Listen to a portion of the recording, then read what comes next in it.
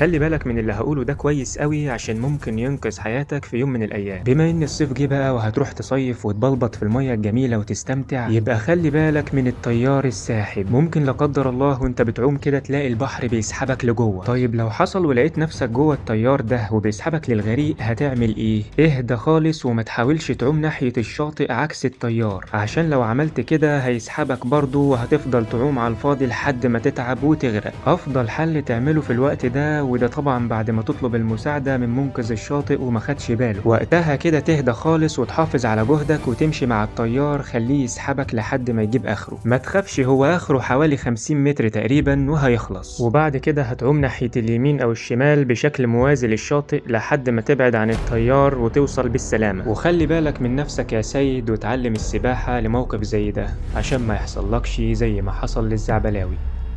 كمل تقليب.